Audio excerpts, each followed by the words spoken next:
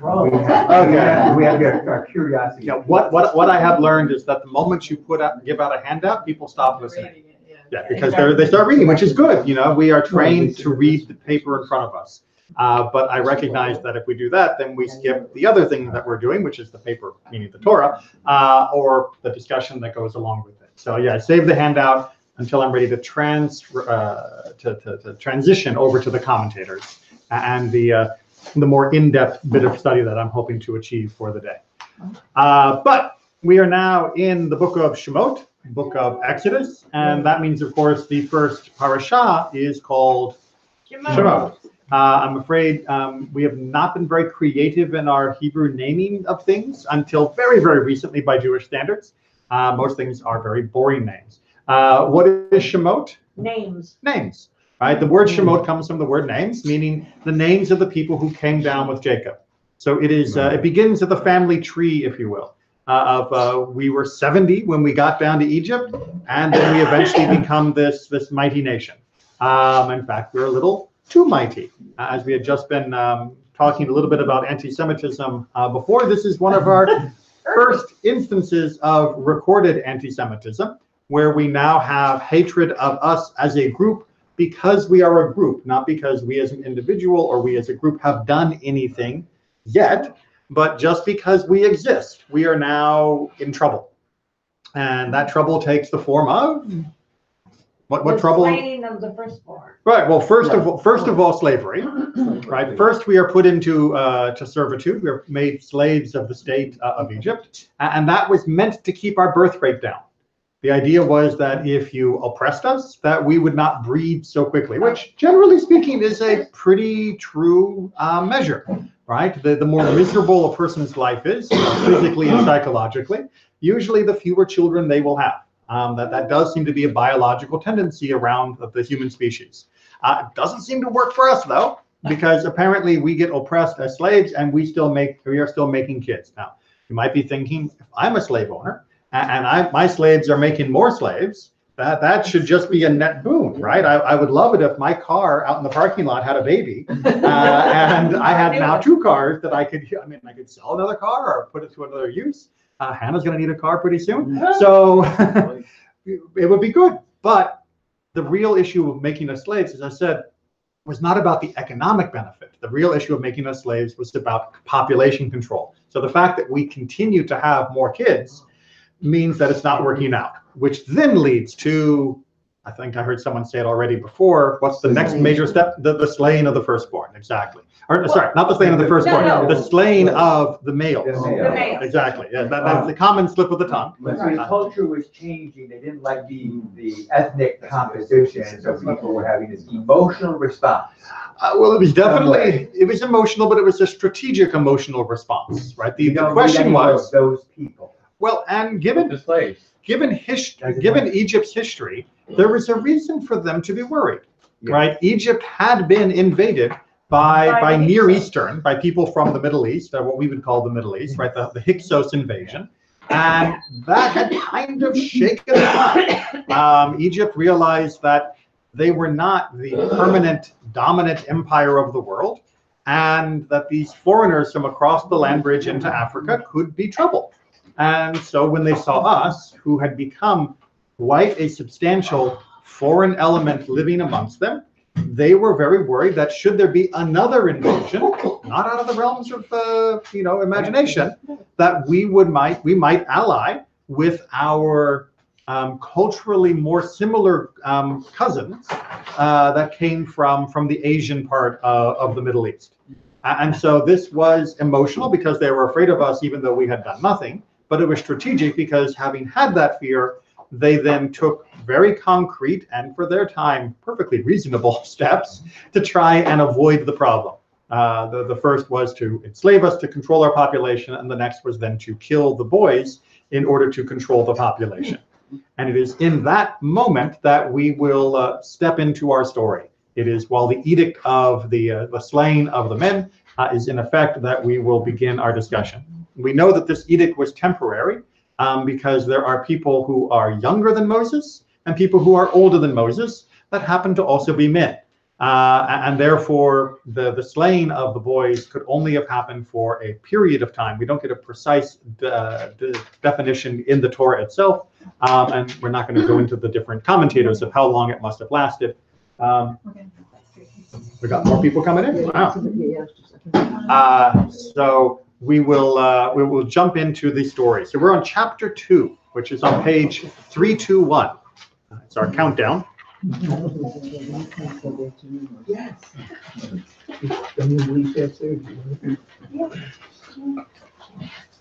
I thought it's interesting on the page before, a new king arose over Egypt. Oh, yeah. Said, look, the Israelite people are much too numerous for us. Exactly. Let's deal shrewdly with them. Yes. What page?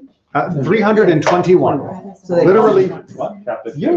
Chapter 2. How many people are Chapter coming 2. in? It's Robert with his kids. Ah. I almost had to bring my kids. If we've got a few more, you can make another like maybe 5 copies or so. You know what? Everybody has time this week. It's It's- great. School's out. Yeah. All right. Oh, So. my. Screws out and I'm moving real slow. We've got more at the bottom shelf there, more fumashim if we need them. I think you're. Do you just go and stand on the corner during like winter break? Just Yeah, she stands over waving there. people back and forth even when there are no students? It must be hard to break that habit. You know, just to enjoy waving your sign and forcing cars to stop. And blowing my whistle. Yeah, right. Hey, That's fun. I'm sure you never have to blow your whistle. Everyone is always perfectly behaved, right? Yeah. I wish. It would be nice. All right. So with that in mind, let's go ahead and begin. We're on chapter 2, page 321. A certain man in the house of Levi went and married a Levite woman. The woman conceived and bore a son. And when she saw how beautiful he was, she hid him for 3 months. When she could hide him no longer, she got a wicker basket for him and caulked it with bitumen and pitch. She put the child into it and placed it among the reeds by the bank of the Nile. And his sister stationed herself at a distance to learn what would befall him. All right. So Mama Moses, also known as Yocheved. What do we make of her? Good mom? Bad mom? Good mom, good. Good mom? Well, Okay. good mom, no, a bad mom, and that she shouldn't have gotten pregnant in the first place, knowing that the kid would be destroyed or possibly be Well, they didn't have killed. birth control, did they? Wait. Oh, they were out of control. They had birth control. It was called not being together. But so you're saying that the better thing to do during the time of the edict would be to have no children Right. and obliterate the Jewish people That- completely. No, depends, no, you said is she a good mother? I didn't say she was a good Jewish woman, Ah, but a good mother doesn't So- produce children who are gonna be enslaved. Potentially. Potentially. well, we would have all been Or enslaved, but Or murdered. right. So that actually comes up in the Midrash. I just as It an does. aside, and in fact, it is Amram, Yocheved's husband, who says to Yocheved, "We can't have children while this is happening." And it is Miriam who goes out to her father and says, "You have condemned all of us to death," right? And convinces him to go back to his mother, to her mother, and to his wife, and that is when Moses is born. Which is why Miriam is often credited as being one of the midwives of Moses. That if it were not for Miriam, Moses would never have been born. That she convinced the parents to realize that yes, times are bad. There is this horrible edict, but if you react in that way, you're only making the edict worse, right? You're killing the rest of us, not just one of us. And as a woman, I think that makes a lot of sense that she was saying to him, hello, there's half of the rest of us, and what you're doing now makes the rest of us not exist. So the idea that she's having a child during this turbulent time, it's a mixed question, right? The Midrash says that yes, it was necessary because she didn't know, but let's focus on what she does with her son. Okay, so she hides him because he's, of course, adorable. He's beautiful. Does the Hebrew actually say that he is beautiful? It says, Hebrew may not, the English does. what's it say? Ki tovu. He told, he's good.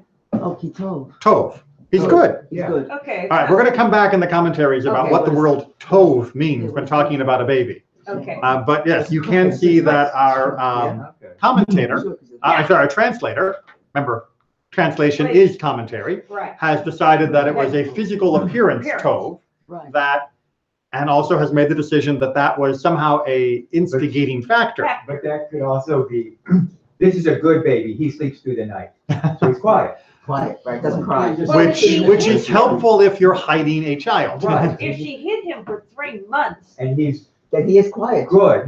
because nobody heard him. That he Right. is quiet, good Right. and but quiet. that must have been really painful for her too, because she had to hear other people having children and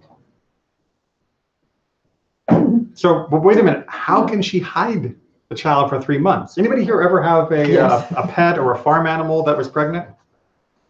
yes. No, At some point, right? Maybe had a dog that had puppies? no. Yeah. Really? Yeah. Wow, I thought that would have been a more common experience. Yes. Anybody here ever been to the zoo and had the zookeeper say, "You see that llama over there? That llama is pregnant," right? Or otherwise point out that animals are pregnant. It's almost as though humans can tell when another creature is pregnant.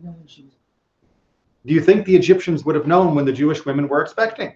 No, how would they know? Because they had them closeted off to themselves. And they withdrew their medical, any kind of, they The took out the midwives. midwives. The Right. midwives. Right. Well, the midwives were not able, but the midwives would say, "We would go," and they would have already had them, That's what- which meant that they were expecting at a certain point. I mean, Right. let's be honest, you can usually tell when someone is due. When they're Right. 8 or 9 months pregnant, it's usually pretty obvious to the naked eye that a woman is pregnant, and no one was thinking that these slaves were simply overfed.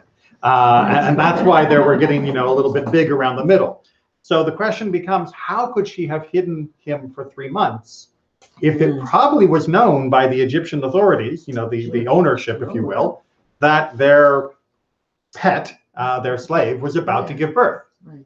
We'll come back to that. Yeah. But then again, also, I would think that she would have the help of the community in hiding the child as well. She just didn't do it on her own. Absolutely. So they're hiding all the children, And babies Maybe. die. and babies die. And we've already established that the midwives are lying in order to preserve life.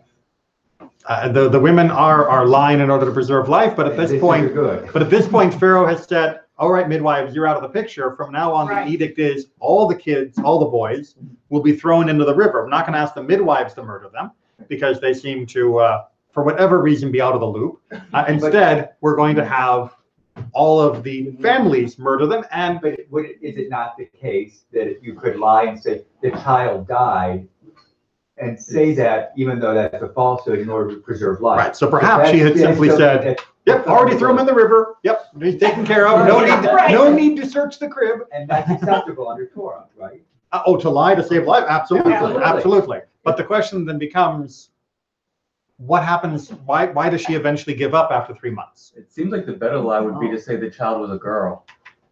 Just dress the baby like a girl. Yeah, that would be. Something tells me they might check. With a female baby. Yeah, it's, for the kids, if you want to do 1 out of 10, Mhm. for cheating or lying, it's not easy. But 1 out of 1,000, probably it will happen. So I mean, if everybody else was saying, If 1,000 babies, right, you do 1 case hiding, it's easier. Then only 10 babies, you hide 1. right, That's a because she was in a big population, Yeah, big population. she was able to get away with it maybe for a little bit longer. Yeah, Right, but eventually, when it's growing Yeah. out, and then that's to be recognized. it's So going to that's be a why- problem. Yeah, and the baby 3 months, average, the good baby sleeps 22 hours a day. Depending upon how good the baby is. So what does she do then to solve her problem? She makes a boat. Right? She makes a little basket, she makes a boat, she puts Moses in that, and then Puts them in the water. Puts him in the water and has her daughter watch. okay, but where in the water is he Among all put? the reeds, Right, so he won't so be he's floating not, away. exactly, he's not just let Floating down. downriver, Right. right? Every movie about Moses has lied to you, okay? They have all lied to you. If you watch 10 Commandments, if you watch Prince of Egypt, every movie about Moses lies to you, or even history of the world, with the whole ark, little basket going down the river and the crocodiles and the boats and no, no. And this was not a miracle that Moses ended up in Pharaoh's palace near where the Pharaoh's daughter is going to find him. No, this was a plan. Yes. And also you'll notice that she is getting Pharaoh on a technicality because she put her son in the river. No one ever said he couldn't be in a boat, right? The rule was everyone has to put their boy in the river, and she put her boy in the river. It's just there happened to be a boat around her. If Pharaoh didn't want her boy to be in a boat, Pharaoh should have said the baby needs to be in the river without a boat, but he didn't say that.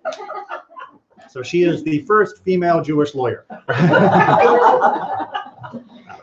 Abraham had already taken the title of being the male lawyer because of his negotiation with God. But she does a beautiful job of reading the law very, very precisely in order to save her son. All right, and Miriam sticks around to see what happens. After all, it's from the Midrash, at least she has a vested interest in this baby's continued existence. The daughter of Pharaoh came down to bathe in the Nile while her maidens walked along the Nile. She spied the basket among the reeds and sent her slave girl to fetch it. When she opened it, she saw that it was a child, a boy crying. She took pity on it and said, "This must be a Hebrew child." Then his sister said to Pharaoh's daughter, "Shall I Wait, go?" whose sister? Oh, Moses' sister. Exactly. Yes. This is Miriam. Miriam, yes, said to Pharaoh's daughter, "Shall I go get you a Hebrew nurse to suckle the child for you?" And Pharaoh's daughter said, "Yes." So the girl went and called the child's mother. There's Yocheved again. And Pharaoh's daughter said to her, "Take this child and nurse it for me, and I will pay your wages." So how's that? You actually get paid to be the mother to your child. Very shrewd. So the woman, Yocheved, took the child and nursed it. When the child grew up, she brought him to Pharaoh's daughter, who made him her son. She named him Moses, explaining, "I drew him out of the water." Right. So grew up in this case means to be weaned. That's the point where the child is no longer being breastfed. All right. So let's. Which was what, 14? No. Yeah, right. So why did she bring in Pharaoh's daughter? You mean back? Yes. Because Pharaoh's daughter would have. There's no indication that Pharaoh's daughter was looking for her. But there was but there was. Oh, you mean why bring? Oh, sorry. I thought you meant after the deal had been made. But you mean why put him in the palace, so to speak? Yeah. Good question. It doesn't say. It doesn't say Yocheved could have probably kept him for years. Pharaoh's daughter would have forgotten all of that. Being paid. Well, if Pharaoh's daughter had already made a deal, then clearly there was a threat of if it wasn't carried out. Did we run out of copies even still? No. Sorry. There we go. No, we're good. We're good.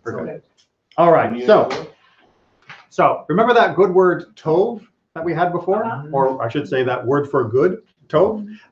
We're going to try and unpack that a little bit because obviously, if we notice that tov seems a bit of an awkward thing for a mom to say, so too the commentators have all wanted to chime in. So when it said she saw that he was good, means when he was born, the entire house was filled with light. Yocheved thought his beautiful appearance was a sign from the Creator telling her that his beautiful exterior encloses an equally beautiful personality. All right, so Sforno's going, all right, Tov can't really mean too much about personality because he's just born. And yes, you might think that, that could have some indication, but let's be rational. But if there was something special about him, then she begins to see that this is not just your regular kid, that this is some kid that has something special going on. And that is why she is taking special precautions and special actions in order to try and rescue him. The implication, however, would be that if he were not Tov, she would let him go. Well, as a matter of fact, isn't that what happened? Isn't that what happened to all the other babies? Right? All the other boys, what happened to them? They died. And you have to make that assumption, but I don't know. So the commentators are wrestling here, not only with what Yocheved did, but what the other women didn't do, and the question of whether or not the other women were worse, or whether or not she was somehow better, right? Which is why, go ahead. Is it that it's him, or is it her ability to perceive? Okay, so, Maybe she is the one with this special gift. or maybe she's absolutely typical, which is what Ramban is going to say. Okay. Ramban says, is it not the nature of every mother, to see her newborn as good? Right, so Ramban introduces this idea of like, well, wait. You can't just say she looked at the baby and thought he was good, because you go to any mom in the world and say, oh, look, you just had a boy. And they're like, womb, right? They are holding on. My baby's great. My baby is, the savior of all of mankind. I mean, they're absolutely attached to the goodness of their baby in a way that defies logic and description, and which means that if she only saved him because he was good, then every mother would have saved every baby because they were equally good in the eyes of their own mother. But all the other mother was deliver the kids, baby, with the midwife.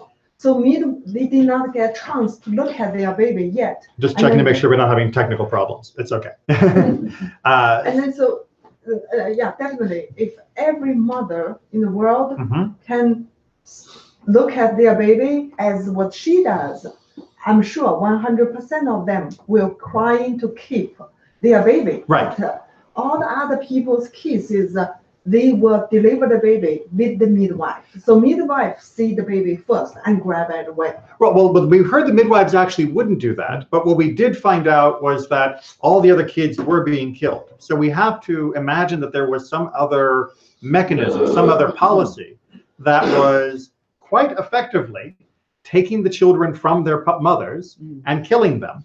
And we then have to also imagine that there must have been some reason why that didn't happen for Yocheved, right? Because all the other mothers, we can, I think all pretty much agree, would have tried to save their sons every bit as much, right? There's no mother in the world who you say, oh, well, the government said I should throw my baby in the water, is going to immediately say, okay, boom, and just do that.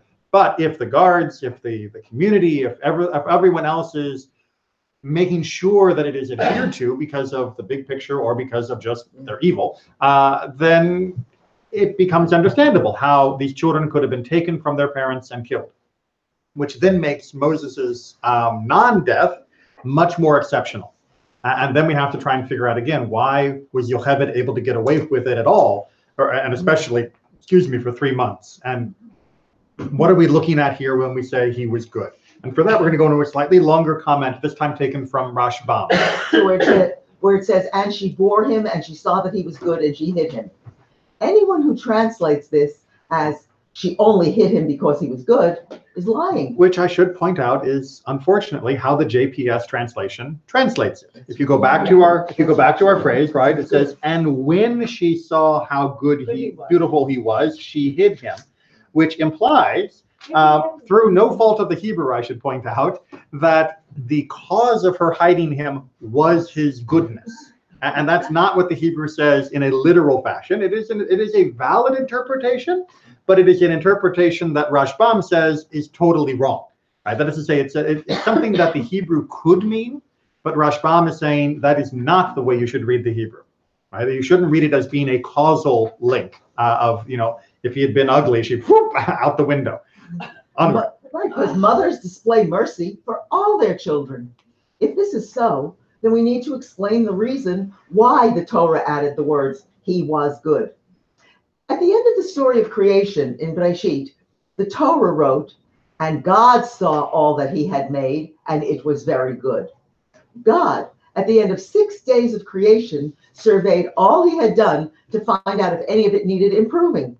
He was pleased to find that all had turned out as he had wished it to be. All right, so God's usage of the term tov during the different days of creation, and again at the end of creation, shows us that everything met the expected criteria, right? It lived up to expectations. So here too, seeing that Moses had been born 3 months premature. Wait, what? What? Yeah. All right, so how is Rashbam and the other commentators that he's relying on explaining how she was able to hide him for 3 months? Premature. If he was born, exactly, if he was born 3 months earlier than you would have expected, then the guards and other people were not looking for her to have delivered yet. And so she was able to hide him longer because they weren't expecting there to be a baby in her house. So if that's the case, if he was born 3 months earlier, now, says Rashbam, we can understand what it means to say he was tov, he was good. The same way we encountered this kind of phenomenon in Samuel. When the prophet Samuel was born prematurely, there was good reason to examine such a premature baby as to its viability. Right, remember, we did not have neonatal intensive care back then. You had a baby 3 months early, and 999 times out of 1,000, that baby was dying very, very quickly. And so the idea that a premature baby, 3 months premature baby, would be tov, that is what Rashbam is saying was the surprise here, and why she was also able to hide him.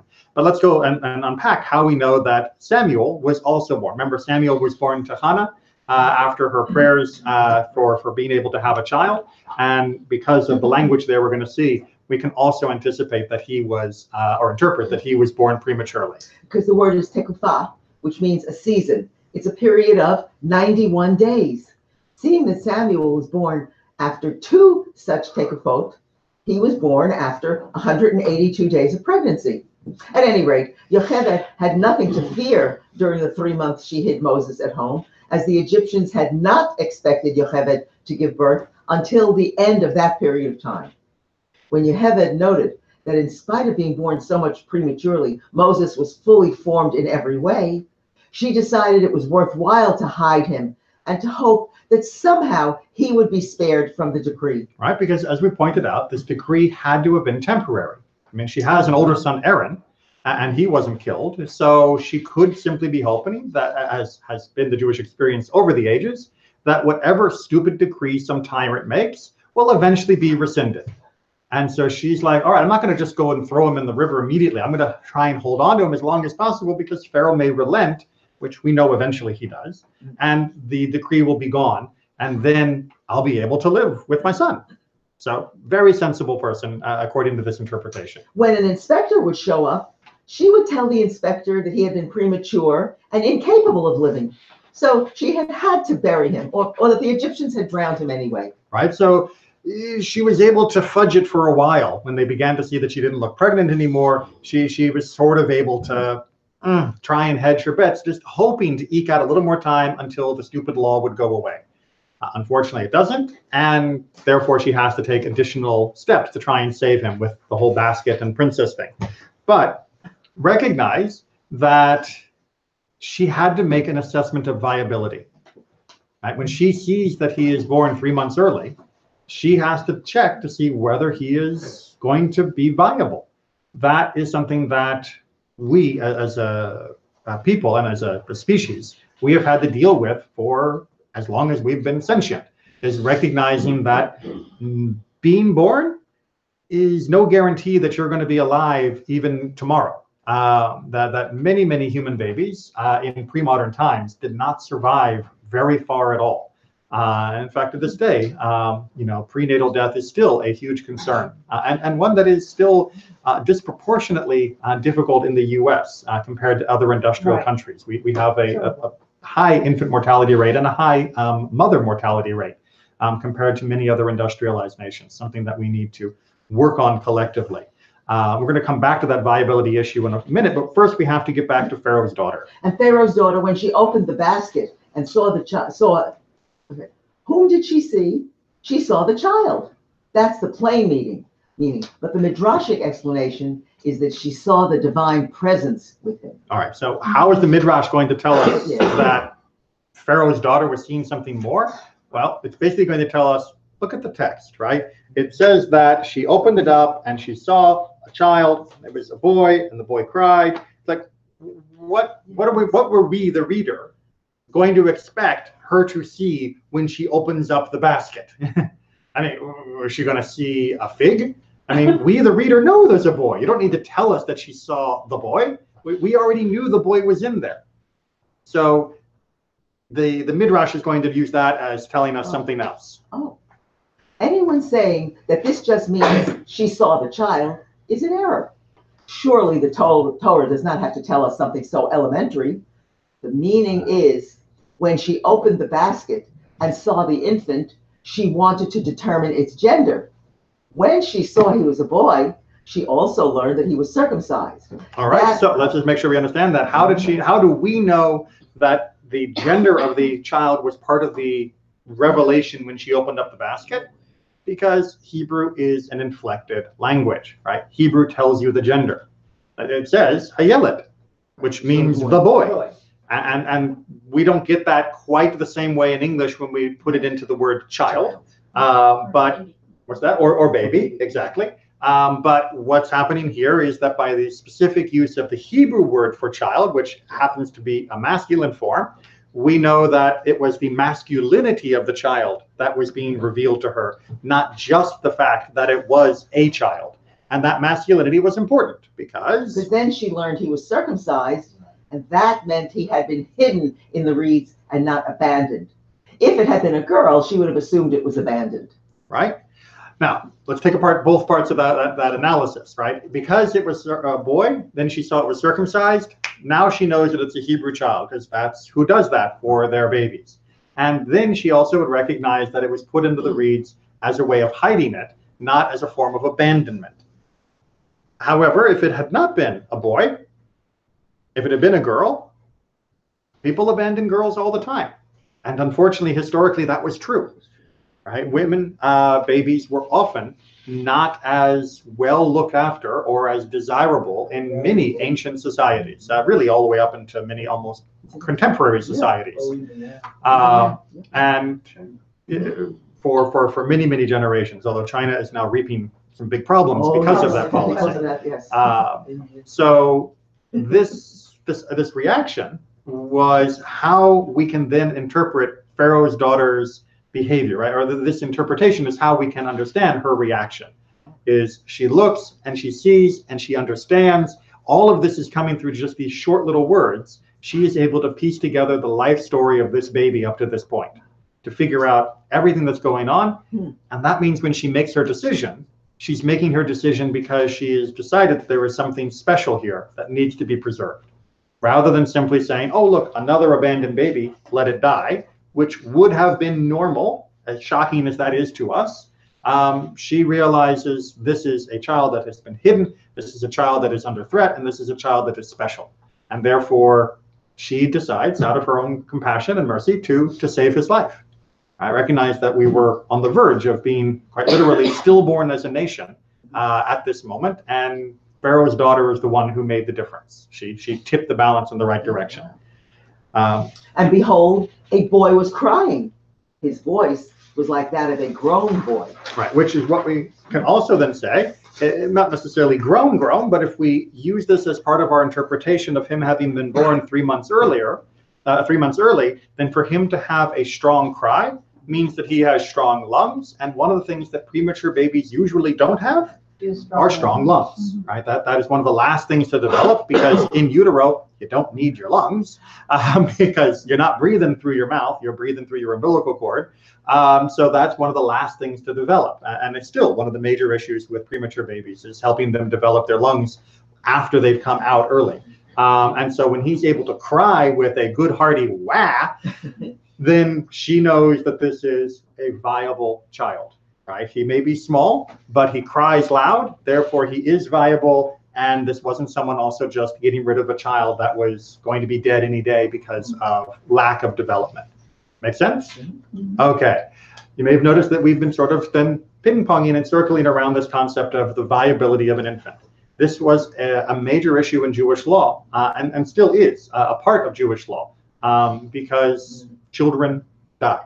The modern aphorism of, it's terrible for a parent to outlive their child, it could only have been said from the 20th century on. There is no possible way for that to have ever been said in any pre-modern society. Because in pre-modern societies, parents expected to bury their children. Not all of them, obviously, but at least one or two, absolutely. Right? Your kids would be dead because they would be born not properly developed prematurely in ways that we had no capacity to support them. They would die from childhood illnesses. They would die from infections that their bodies couldn't fend off. They'd die from common colds and things that older adults would be able to handle, but infants couldn't.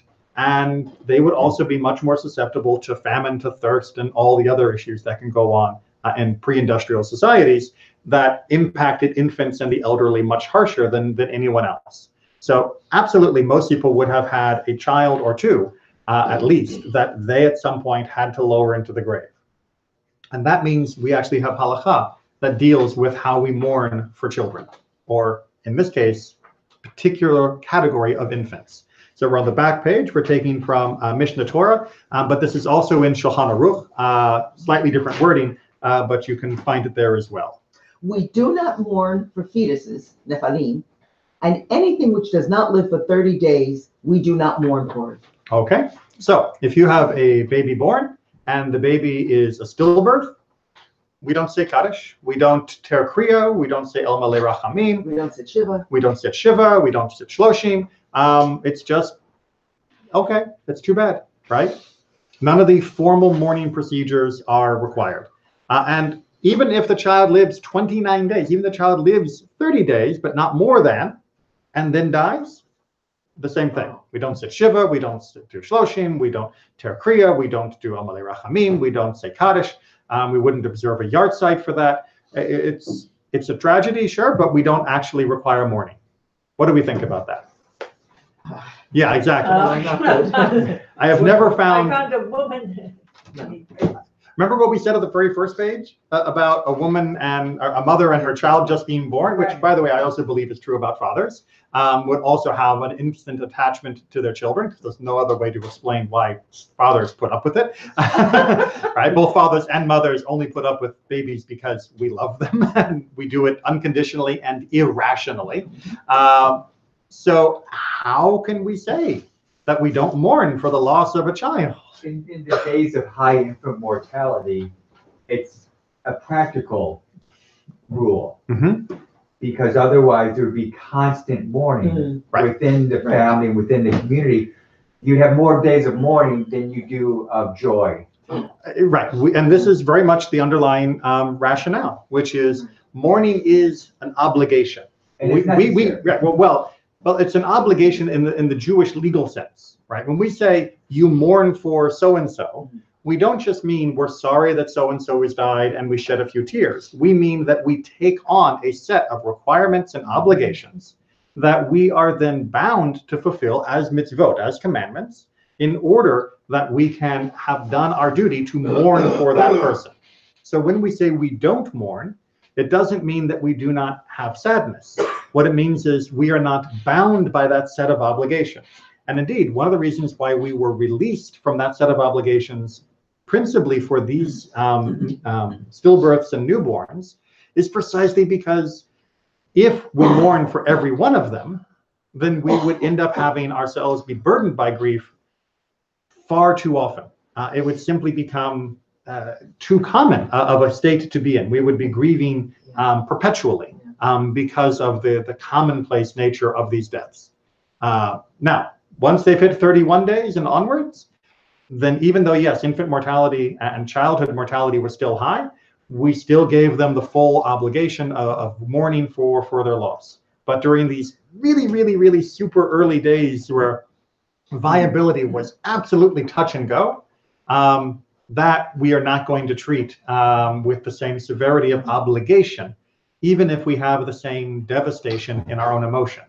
And to understand that, we're going to unpack a section from the Talmud that goes onto this topic of what the emotion is like versus what the obligation is like. And that will be Rabbi Shimon by Gamliel, Yes. who said, any offspring that survived for 30 days is not classified as a miscarriage, as it is said, and those that are to be redeemed of them from a month old shall you redeem. Right, Pidyon Haben, the mitzvah that we still perform, where we redeem a newborn male from the Kohanim, from being dedicated to God in a particular way. That happens when they've lived more than 30 days. And that means that once they're more than 30 days, the redemption is required. Even if they die 35 days, right? We still have to do the redemption at 31 and not say, oops, it was wasted. No, that was a viable birth. Notice, however, again, the reminder that if a child dies at 28 days, in Jewish law, that's basically considered a miscarriage rather than the death of a child. Again, for the legal definition, not for the emotional distinction. Now, if an infant doesn't last for 8 days, he is subject to doubt. So how can we circumcise him? Said Rav Adaba Abba. They do circumcise him, considering the alternatives. If he can live, well and good. And if not, then one is merely cutting flesh. All right, so here comes the wonderful rabbinic logic, which is to say, hold on, wait a minute.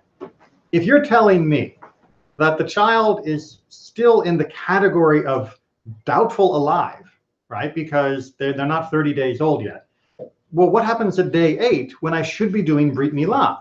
How can I justify doing Brit Milah for a child that is under 30 days old? Because for all I know, this kid will be dead in a week, because that's normal. And therefore, it doesn't seem right that I should be doing it. It also doesn't seem right that I would be breaking Shabbat to do it, which, remember, is what we do when Brit Milah would fall out on Shabbat, when that's the 8th day. And so if I'm only doing this for a maybe alive person, then it seems like kind of a waste. Maybe I shouldn't break Shabbat. Maybe we should have waited until after. It seems a bit odd. And the answer is no, you do it because maybe the kid will live, in which case, great. And if the kid dies, you didn't do anything wrong, right? You didn't harm anything. Right. It may not have been a meaningful, efficacious entry into the covenant symbol and performance of the mitzvah, because the child didn't last into adulthood or beyond, even 30 days. But you didn't hurt anything by doing it. So therefore, you're definitely allowed to do it. Make sense? It's a different emotional position than most of us are used to taking, because we stand where infant mortality is now such a rarity that we can't even imagine having to hem and haw about how we treat a 25 or 8-day-old baby. But for them, this was a necessary discussion. But you'll notice, again, the discussion comes down on the side that we treat an 8-day-old baby as though he's going to live, right? And we do the circumcision, and we just pray that he'll make it out of the danger zone. Make sense? Okay. And now we get some case studies. So we have the son of Rav Dini bar Joseph. To him was born an offspring, which died within 30 days. Right, so it happened to rabbis too. It wasn't like it was only peasants whose babies died. He sat in mourning for the baby. Wait, he did what? Like what? He said in mourning for the Sat in baby. mourning. But I thought we said you didn't have to. That's what somebody else did say. That is what we said. It is. Onward. His father said to him, "Do you want some dainties as a sign that mourning is not appropriate since the baby wasn't viable?" Right, so basically it's like saying, would you like, some candy? Would you like me to bake you a cake? Which obviously, if you're in mourning, the last thing you want to do is eat something fancy. And so by his father saying this, it's basically like saying, What are you doing? it wasn't viable, so you don't really need to be sitting Shiva. Come on. But his response? Yeah, the child's father said to his father. So this is the son, right? The son said, right. Yeah, the baby's father, "It is an established fact with me that its months of pregnancy were complete." Right. So basically what he is saying is the baby was viable. I know that there is the zone of doubt when we're dealing with 30 days, but in my mind, the baby was alive, well, and done, right? Fully baked from, inside, and therefore there was no reason to consider this a miscarriage. This is a death. Way to punctuate my point. Little happy too. And therefore, because it is a death, I need to be in mourning, right? And the idea of if it's in 30 days, you don't have to mourn is only because there is a subject of doubt. And because in my mind, the doubt is removed, therefore the mourning is obligatory. So he is choosing to say that he considered the child to be fully viable, and therefore he considers the mourning to be fully obligatory. He's not choosing to mourn. He is choosing to recognize the child as being fully viable. It's kind of a subtle difference, but it's important to the way he's describing the situation. Does that make sense? Yeah, it's a very important difference. Right. And one that will really, as we see in the second case, have more modern implications for us of what we consider to be a miscarriage that happens to keep breathing for a while versus a child that has a real chance. And therefore, we are more obligated to mourn when the child happens to then pass. Rav Ashi, Sorry, yes? Okay, just out of curiosity, don't we see, and I think this is a different Rabban Gamliel, but don't we see this in the Mishnah where Gamliel's slave dies and he mourns anyways? Yes, that's actually the earlier Gamliel, Rabban Gamliel, and yes, his slave Toby, I'm trying to remember the right pronunciation, passes away, and yes, generally speaking, we wouldn't mourn for the loss of our slave, but he did, and there's a whole discussion of why. Yes. Oh. So Rav Ashi visited the household of Rav Kahana. A mishap happens within 30 days. That is, his child died within 30 days after birth. He saw him sitting in mourning for him and said to him, "Doesn't the master concur with what Rabbi Judah said, that Samuel said? The decided law goes according to Rabbi Shimon ben Gamliel." Which is what we began this section with, by saying that if it's less than 30 days old, we don't mourn, right? Why are you mourning? Don't you know the halacha? Don't you agree with that halacha?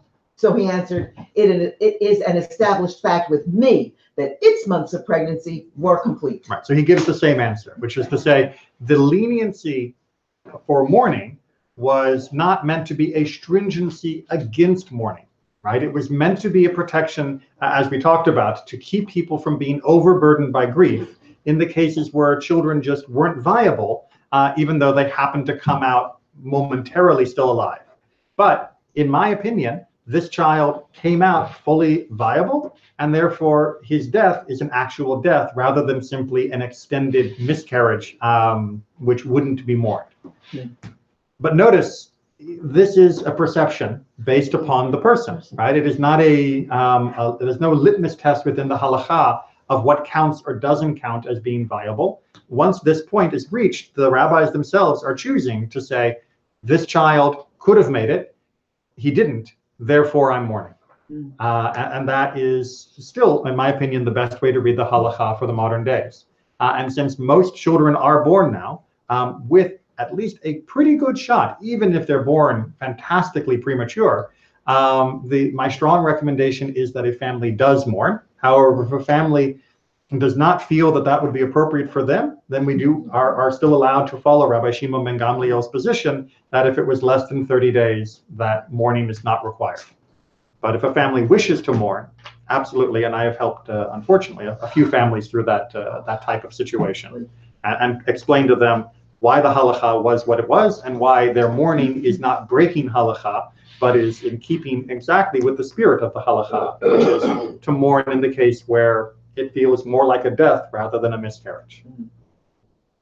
Any questions on that? The last sentence, it is an established fact with me that his months of pregnancy were complete. That means that the pregnancy went full term? In his mind, what he means is the pregnancy was complete, meaning the baby had 100% viability, right? Whenever a baby was born, they were never 100% sure whether the baby's gestation had been complete, because that's something that their medicine and science couldn't tell. What he is saying here is, I am absolutely clear in my own opinion that it was enough, and therefore mourning is appropriate. But for other people, he wasn't going to obligate them to that same standard. He was simply saying, I feel that the child was viable, and therefore I didn't need to wait 30 days to see if the child was viable. I knew it from the moment the child was born.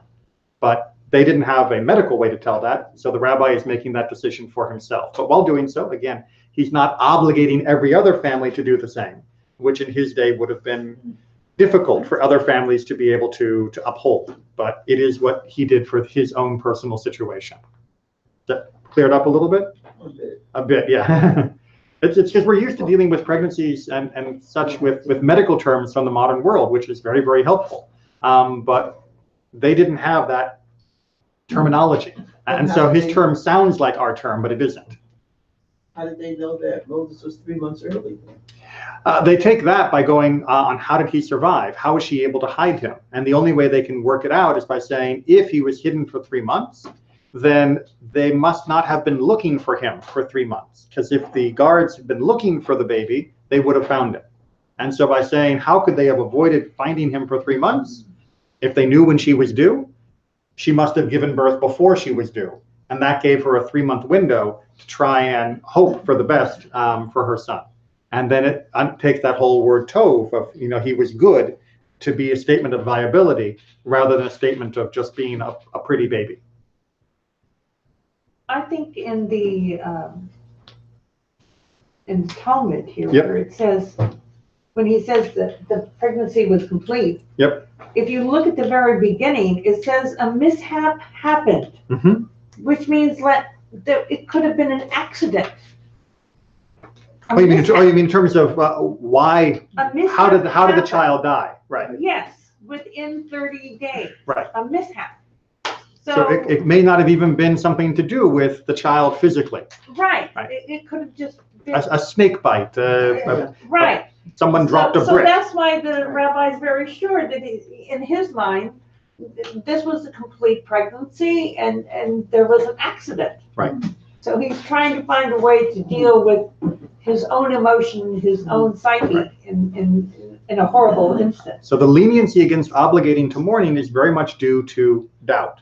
And if you can remove the doubt and say the child was definitely able to survive if this other thing hadn't happened, then you believe that you should mourn for the child. And if you're not sure that the child could have survived, then you're not obligated to mourn. But in both cases, you are allowed to mourn. You are allowed to do the mourning practices. It's just the sages would not force you to, because of the difficulty and the personal nature of what it would be like for families to go through with this over and over and over. But we're going to get the most famous case from the Tanakh, taken at the bottom of the page. This is from the second book of Samuel, chapter 12. This is the case of King David, and he had married Bathsheba, which is a whole other complicated story, but he had done so in a way that was unbecoming to a king, to be extremely diplomatic, having to do with how he got rid of her first husband. And the baby that was born from their initial offspring, from the initial encounter, that offspring, their first offspring, is now at death's door. And he is praying fervently and passionately to hope that that baby will be allowed to survive, will be able to make it into life. So this is just, right after the baby has been born. We're still in that 30-day window. Everyone's got it? Yeah. Okay. When David saw his servants talking in whispers, David understood that the child was dead. David asked his servants, "Is the child dead?"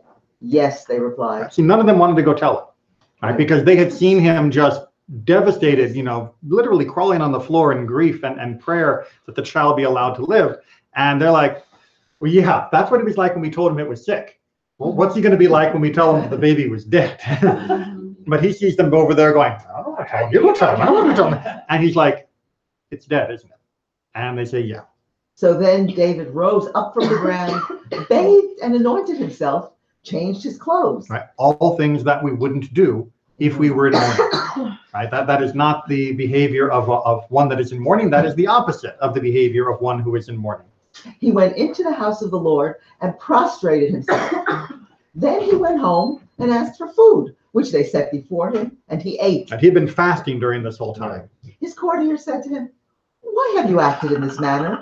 While the child was alive, you fasted and wept. But now that the child is dead, you rise and take food?" Seems to be the opposite of what you'd expect, right? You're supposed to be sadder when the kid's dead than you are when the kid is sick. He replied, "While the child was still alive, I fasted and wept because I thought, who knows, the Lord may have pity on me and the child may live. But now that he's dead, why should I fast? Can I bring him back again? I shall go to him, but he will never come back to me." Which is the last phrase is still is the way that we understand that there is still an emotional connection to what's going on here. He may not be engaging in mourning practices, which, as we see, later Jewish law codifies as being allowed to not go into mourning for a child that was under 30 days. But he is still emotionally devastated, and he still sees this as his son, and still knows that one day their spirits will be reunited in the world to come. But in this world, he recognizes that he can't engage in mourning again, and for this child. And as it will turn out, that there will be many children that David will have to bury. David consoled his wife Bathsheba, and he went to her and lay with her. She bore a son, and she named him Solomon. Who will become rather important to the story. But that this last line is also one that we learn Jewish law from, just as an aside, which is that he consoled her, and once she stopped grieving, recognizing her choice to continue to grieve was respected. But once she had stopped grieving, then they resumed marital relations, which is why in Jewish law, during the grieving period, husband and wife do not engage in marital relations while they are in mourning. They abstain from that form of intimacy. Obviously, they are still together in consolation and in grief, but intimacy not so much. All right. Any questions? Yes. With that, the Lord may have pity on me. Not that the Lord will have pity on the child. He considered the death of the child to be a direct Clearly, punishment. I know that's Yes. the point of the story, but there's an interesting, have pity on the suffering child versus having pity on me. There's an interesting. It's interesting, but it's very much reflecting his own sense of personal guilt. It's not that he is trying to say that he doesn't care about the child. It's him saying, I know in his heart, at least, that the only reason the child is sick is because of me. Because of him, right? So he perceives that as a prophet. So that's. Well, it may or may not be. It may or may not be true. But I mean, in its fullness, right? I mean, sometimes children just do die rather than as a form of punishment. But that is the way he is interpreting this, and that is why he responds the way he does. So God told him that this baby would die. He did, yes, exactly. But that doesn't mean that we should interpret every death as being of a similar cause, which unfortunately some people leap to that false conclusion. Right? We don't assume that children dying is always a punishment for the parents. In fact, unless you have a message from God to that effect, one should not make that assumption. When I studied this, as you know, this particular chapter, the rabbi said made a really big point of the fact that this is one of the only places in the entire Tanakh where it is the spiritual, he cannot come to me, but I will go to him. One of the only places that of an explicit statement of an afterlife. Yes. Of an explicit nature of an afterlife that actually, even those who doubt it have to say, well, because when they say the phrase, be gathered to my kin or lie with my fathers, a lot of people interpret that very metaphorically. This does not sound so metaphorically. So yes, this is one of the most explicit statements in the Tanakh. Yes. I was thinking the same.